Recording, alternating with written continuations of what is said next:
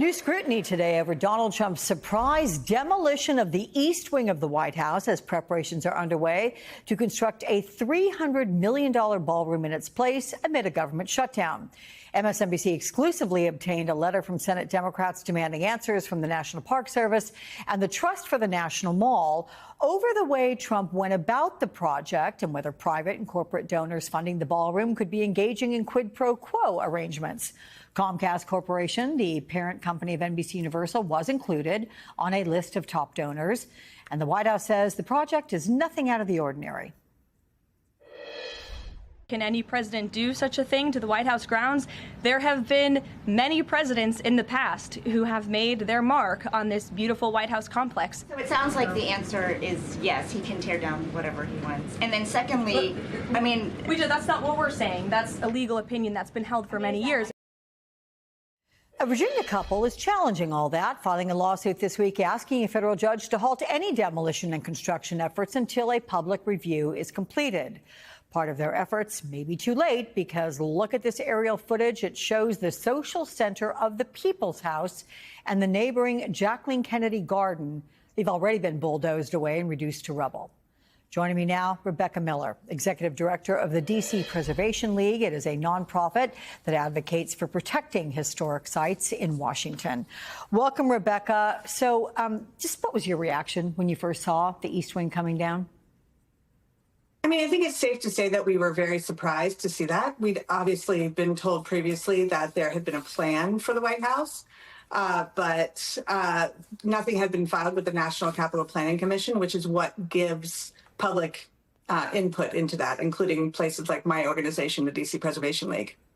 Right. And again, the president himself had said, we're not going to touch the building. It will be an extension of.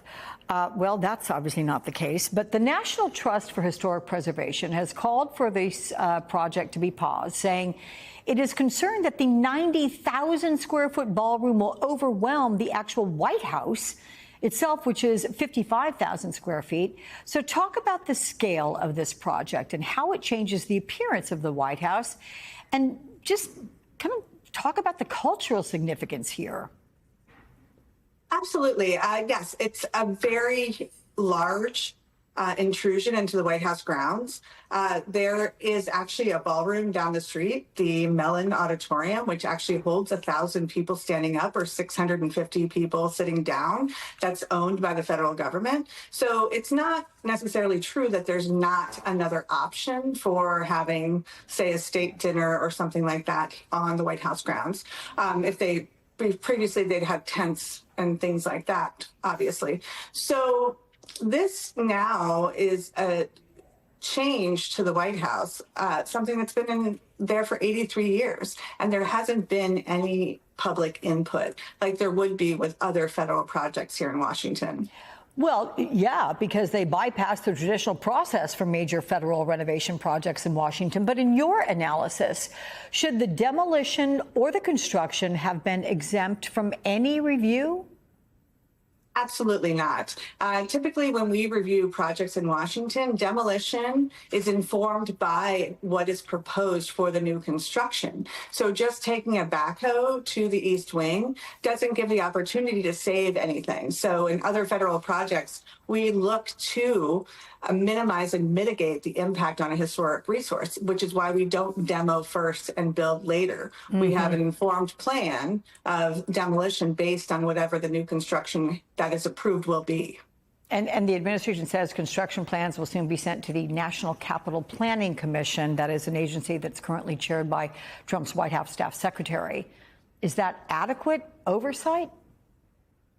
I would say no. I would say that there's no one person or one agency that should have the ability to say what happens to these public buildings. A lot of the negotiations on what happened with the legislation of the National Historic Preservation Act or other executive orders took place more than 50 years ago. And I don't think it was ever contemplated what would happen in this particular instance. But no one person should be able to say that they can tear down a wing of the White House without input from others or professionals or experts or the public, for that matter. So, Rebecca, the administration claims this is about modernization. Others have said hosting large state dinners and party tents on the White House lawn because the East Wing was so small just isn't a real good look for the U.S. Do they have a point? Well, tearing down a historic resource is never the ideal task way forward. Like I mentioned, there is a ballroom right down the street. We also have had in the past many presidents that had their state dinners at other locations. The Hinckley Hilton, for one. So the Washington Hilton just up the street. So, I mean, there are ballrooms in the city that can hold more people. And I understand the opportunity and wanting to have a programmatic resource on site. But that's where these types of reviews come in, where the professionals can help whoever's trying to build something minimize and mitigate the impact to the historic resource. And that's really what we're looking for. So there is a YouGov poll out which finds 53% of Americans disagree with the demolition of the East Wing, and your organization urges these people to now reach out to their elected officials. But what changes should they be demanding? Because realistically, at this point, what can be done? I mean, Jackie Kennedy's East Wing garden is gone.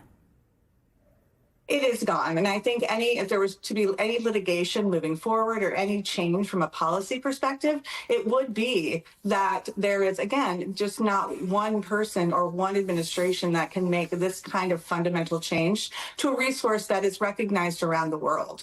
And so we would want that policy to be changed so that any kind of demolition option and new construction would be combined together and reviewed for public input.